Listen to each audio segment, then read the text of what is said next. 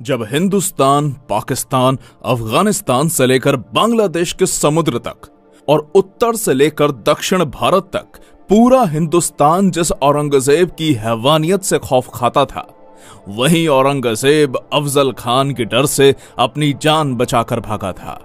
और उसी अफजल खान को छत्रपति शिवाजी महाराज ने 2 मिनट में ठोका था। अफजल खान को मारने के बाद पूरे हिंदुस्तान में कोई मुस्लिम बादशाह नहीं बचा था जो छत्रपति शिवाजी महाराज के साम्राज्य को रोक सकता था। सैकड़ों सालों से चल रही मुगलों की गुलामी को चीरते हुए इस हिंदुस्तान की धरती पर छत्रपति शिवाजी महाराज ने हिंदुओं का एक अलग साम्राज्य खड़ा कर दिया। शिवाजी महाराज की ताकत का अंदाजा आप इसी से लगा सकते हैं कि जब तक छत्रपति शिवाजी महाराज जीवित रहे, तब तक औरंगजेब ने महाराष्ट्र की धरती पर अपने कदम नहीं रखे। इतना जबरदस्त खौफ औरंगजेब के अंदर शिवाजी महाराज का बैठा हुआ था। पर दुर्भाग्यवश 3 अप्रैल सन 1680 छत्रपति शिवाजी महाराज का रायगढ़ पर देहांत हो गया। शिवाजी महाराज के देहांत के बाद औरंगजेब बड़ा खुश होकर हिंदुस्तान जीतने का सपना देखने लगा। वो सोचने लगा, उत्तर से लेकर मध्य भारत तक सब कुछ तो मैं जीत चुका हूं। अगर दखन से इन मराठों का सफाया कर दूंगा तो पूरे हिंदुस्तान का बादशाह बन जाऊंगा। इसलिए तुरंत अपनी लाखों की सेना लेकर वो दखन में जा उतरा। पर औरंगजेब इस बात से बेखबर था कि छत्रपति शिवाजी महाराज के बाद उनके पुत्र धर्मवीर छत्रपति संभाजी महाराज नंगी तलवार लेकर मुगलों का काल बनकर खड़े थे। जैसे ही मुगलों के कदम महाराष्ट्र की धरती पर पड़े, मराठों ने मुगलों के मस्तक उतारने शुरू कर दिए। जिसके बाद गोवा में पुर्तगीज, मैसूर में चिकादेवराय, कोंकण में सिंधी, मनहारपुर, नासिक, औरंगाबाद में मुगल, एक साथ 12 सल्तनतों को संभाजी महाराज ने मौत के घाट उतारा।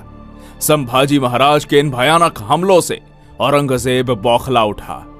कहीं ये मराठे हर हर महादेव की ललकारें देकर दिल्ली पर ना टूट पड़े, ये सोचकर उसका दखन में सांस लेना तक मुश्किल हो गया।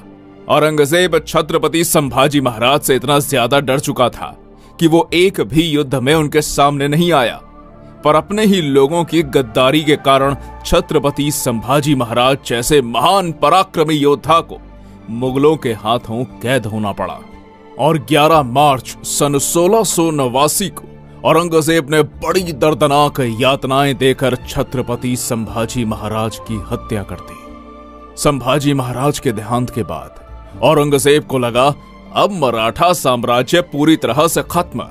अब जल्द ही दखन को जीतकर दिल्ली वापस चला जाऊंगा।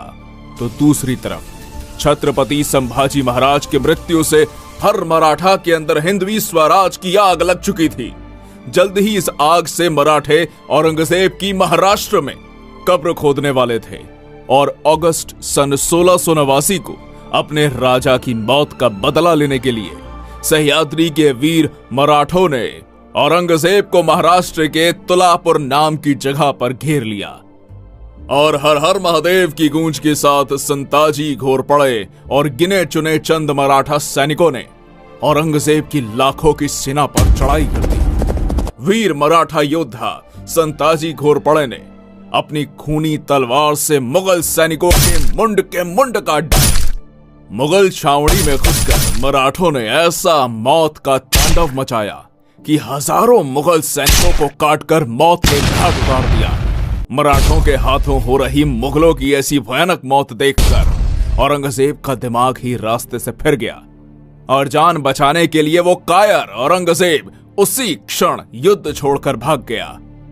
औरंगजेब का नसीब अच्छा था कि वो भागने में सफल रहा, नहीं तो मराठे उसे वहीं काटकर जिंदा जमीन में दफना देते। इस युद्ध में भले ही औरंगजेब की जान बच गई, पर पूरे हिंदुस्तान में उसकी इज्जत लुट गई। मराठे यही नहीं रुके, उन्होंने मुगल छावनी के ऊपर के 2 सोने के कलश काटकर पूरी मुगल छावनी को तबाह कर दिया। जिस औरंगजेब की क्रूरता और कट्टरता के कारण पूरे हिंदुस्तान के राजे महाराजे थर थर कांपने लगते थे, उसी औरंगजेब को मराठों की खौफनाक सेना ने दौड़ा दौड़ा के मारा। तुलापुर में हुई शर्मनाक हार से औरंगजेब पूरी तरह टूट चुका था। इसलिए मराठों से बदला लेने के लिए उसने दक्षिण भारत के सबसे ताकतवर सरदार कासिम खान को आदेश जारी किया।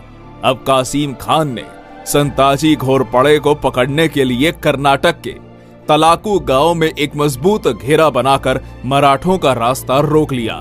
पर मराठे भी कहां रुकने वाले थे। मराठों ने कासिम खान के इस घेरे को तोड़कर और मुगलों की छाती को चीरकर कर्नाटक के तलाकू गांव में जबरदस्त मारकाट मचा दी। मराठों के अग्नि बाण मुगलों की छाती को चीरते हुए आर पार निकल रहे थे। मुगलों की मौत का यह खूनी मंजर देखकर कासिम खान की धड़कनें तेज हो गई और मराठों के डर से मुगल सेना को लेकर वो दोड्डेरी के किले में जाकर छुप गया। मराठों के पराक्रमी योद्धाओं ने दोड्डेरी के किले को चारों तरफ से घेर लिया।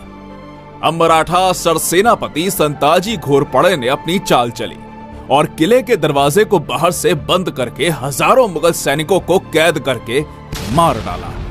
जो भी मुगल सिपाही किले से बाहर आने की कोशिश करते, मराठे बंदूक की गोलियां चलाकर उन्हें मार डालते। एक तरीके से देखा जाए तो मराठे उन्हें तड़पा तड़पा के मार रहे थे। किले के अंदर खाने के लिए कुछ भी ना होने के कारण घोड़े, हाथी, कुत्ते जैसे जानवर मुगलों ने मारकर खाए। और यहां पर ध्यान देने वाली बात यह है कि जिस कासिम खान को औरंगजेब ने मराठों को मारने के लिए भेजा था, उसी कासिम ने मराठों के डर से किले के अंदर फांसी लगाकर खुदकुशी कर ली।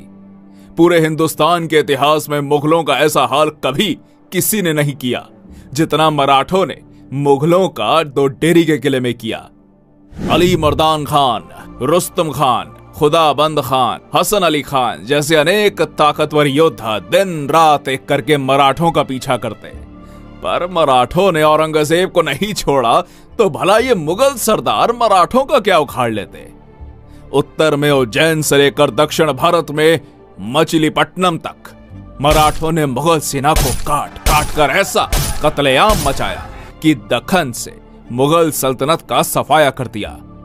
इधर औरंगजेब विशालगढ़ को घेरा बनाकर बैठा था, तो उधर मराठों ने बुरहानपुर में घुसकर पूरे शहर को तबाह कर दिया। बुरहानपुर के सूबेदार बैदर बख्त और अली मर्दान खान को पकड़कर मराठों ने उनके शरीर के कपड़े छोड़कर सब कुछ लूट लिया। कहा, रोको इन काफिर मराठों को। उठते बैठते जागते सोते सब तरफ मराठे ही मराठे नजर आते। या अल्लाह, होंगे कामयाब या ऐसे ही लौटना पड़ेगा खाली हाथ। ऐसा चिल्लाते चिल्लाते औरंगजेब का महाराष्ट्र में दम घुट रहा था, पर मराठे रुकने का नाम ही नहीं ले रहे थे। ना पराजय की चिंता, ना मौत का डर। मराठे सिर्फ एक ही बात जानते, उड़ाने मुगलों के सर। अब बारी थी मुगलों के घर में घुसकर। इसलिए वीर मराठा योद्धा धनाजी जाधव ने 80,000 की मराठा फौज इकट्ठा करके 4 मार्च सन 1706 को गुजरात पर चढ़ाई कर दी। गुजरात के रतनपुर के युद्ध मैदान में धनाजी जाधव ने अपनी तलवार से ऐसा कत्लेआम मचाया कि नर्मदा की बहती धाराएं भी मुगलों के रक्त से लाल पड़ गई। इस घमासान युद्ध में जो भी मुगल सैनिक मराठों के हाथ में आते, मराठे उनकी गर्दन काटकर सीधा अल्लाह के पास पहुंचा देते। आधी से ज्यादा मुगल सेना मराठों के खूनी तलवार से कट चुकी थी। अनेक जिहादी रणभूमि छोड़कर भाग रहे थे। कुछ नर्मदा नदी में कूद गए और बाकी बची हुई मुगल सेना को मराठे घसीट कर ले गए। खुद गुजरात के सूबेदार अब्दुल हमीद खान ने मराठा सरसेनापति धनाजी जाधव के पैर पकड़ लिए। इस तरह वीर मराठा योद्धा धनाजी जाधव ने अपने शौर्य और साहस के बलबूते पर गुजरात की मुगल सल्तनत को तबाह करके गुजरात में मराठा साम्राज्य का डंका बजाया। ऐसे ही एक के बाद एक औरंगजेब को दर्दनाक जख्म देकर मराठे उसे तबाह करने पर तुले हुए थे। फ्रेंच इतिहासकार निकोलाउ मानुची, जिसने कुछ साल औरंगजेब के दरबार में नौकरी की, इसी के साथ दक्षिण में आने के बाद वो छत्रपति शिवाजी महाराज से भी मिला था। ये मानुची लिखता है दक्खन में मराठों के खिलाफ उतरने से औरंगजेब के हर साल 1 लाख सैनिक और 3 लाख जानवर मारे जाते थे, जिसमें कुछ मराठों के हाथ, कुछ कीचड़ में डूबकर, कुछ भूख के कारण, तो कुछ नदी में बहकर। इतनी दर्दनाक मौत मुगल सैनिकों को मिल रही थी। मुगलों की ऐसी हालत थी तो जानवरों की तो पूछिए ही मत। बेशकीमती खजाना, ऊंट, घोड़े, हाथी, तोपखाने, जो भी मराठों के हाथों लगता मराठे उसे लूटकर साफ कर देते। मराठों के हाथों कुछ न लगे इसलिए मुगल इसमें से बहुत सी चीजों को जला डालते थे। मराठों के लगातार हमलों से औरंगजेब इतना कंगाल हो चुका था कि कई महीनों से मुगल सैनिकों का पगार नहीं हो रहा था। लगातार मराठों से मार खाने के बाद मुगलों की जीत की उम्मीदें टूट चुकी थी। अगर किसी मुगल सरदार को मराठों से किला हासिल भी करना है तो वो मराठों से हाथ मिला लेता और औरंगजेब से छुपकर मराठों को 50,000 से लेकर 2 लाख रुपए तक की रकम देता। बदले में मराठे उसे किला सौंप देते। एक तरीके से देखा जाए तो मराठे मुगलों को लूटकर मस्त पैसा बना रहे थे, तो दूसरी तरफ मराठों से हमने किला जीत लिया ऐसे झूठ बोलकर ये मुगल सरदार औरंगजेब को खुश कर देते, पर असल में वो उसे मूर्ख बनाते थे। इतनी बुरी अवस्था मुगल सरदारों की हो चुकी थी। इसके आगे मानोची लिखता है, औरंगजेब ने अपने पूर्वज अकबर, जहांगीर, नूरजहां ने जमाया हुआ सारा खजाना बाहर निकाला और मराठों से युद्ध करते करते खाली कर दिया। इतने पर ही वो रुका नहीं, उसने चांदी के बर्तन तक पिघला दिए। इतिहासकारों के अनुसार मराठों से लड़ते लड़ते औरंगजेब ने 40 करोड़ रुपए बर्बाद कर दिए। विशालगढ़ के युद्ध अभियान के दौरान 1.5 साल से मुगल सैनिक बिना तनख्वाह के काम कर रहे थे। वो बंगाल का सूबेदार मुर्शीद कुली खान हर साल औरंगजेब को 14 लाख रुपए टैक्स देता था। उसी में किसी तरह औरंगजेब का खाने पीने का गुजारा हो रहा था। लगातार 27 साल मराठों ने औरंगजेब को इतना घुमाया, इतना दौड़ाया कि मराठों से लड़ते लड़ते वो आखिर में बुढ़ा हो गया, परंतु हार और बर्बादी के सिवा उसे कुछ नहीं मिला। बढ़ती उम्र के साथ साथ औरंगजेब का चेहरा और भी ज्यादा भयानक हो चुका था। दांत गिर जाने से उसके गालों में गड्ढे पड़ गए थे। यदि कोई व्यक्ति जिसने औरंगजेब को पहले कभी नहीं देखा हो तो उसे अकेले में देखकर मुर्दा समझने की गलती करता था। इतना बुरा हाल उसके शरीर का हो चुका था। औरंगजेब की मौत पर रोने के लिए उसके नजदीक का कोई भी व्यक्ति जीवित नहीं बचा था। अपने बाप और भाई को तो उसने खुद ही मरवा डाला था। इसके अलावा उसकी 3 बेगमें, 2 बेटे तथा नाती पोती, बहन बेटी सभी की मृत्यु इसकी आंखों के सामने हो चुकी थी। अपने ही किए हुए पापों की शिक्षा उसे जिंदा रहते मिल चुकी थी। अब औरंगजेब की मृत्यु का समय निकट आ चुका था, इसलिए मरने से पहले वो एक बार दिल्ली जाना चाहता था। पर जैसे ही मराठों को पता चला कि औरंगजेब बीमार है और दिल्ली जाना चाहता है, तो मराठों ने तुरंत अहमदनगर को चारों ओर से घेरकर मुगल प्रदेशों में लूटपाट मचा दी। इसी बीच औरंगजेब भयानक दर्द और पीड़ा से गुजर रहा था, पर मराठों के कारण उसे इलाज मिलना भी संभव ना हो पाया और 3 मार्च सन 1707 को महाराष्ट्र के अहमदनगर में वो नीच औरंगजेब तड़प तड़प के मर गया और हिंदुस्तान का बादशाह बनने का उसका सपना उसी की कब्र के साथ दफन हो गया। पढ़ लेना कभी औरंगजेब का मृत्यु पत्र, सिर्फ एक ही हिंदू राजा का नाम आएगा, छत्रपति शिवाजी महाराज का मराठा साम्राज्य। दोस्तों, इस वीडियो का टारगेट है 2000 लाइक। उम्मीद है आप जरूर पूरा करेंगे।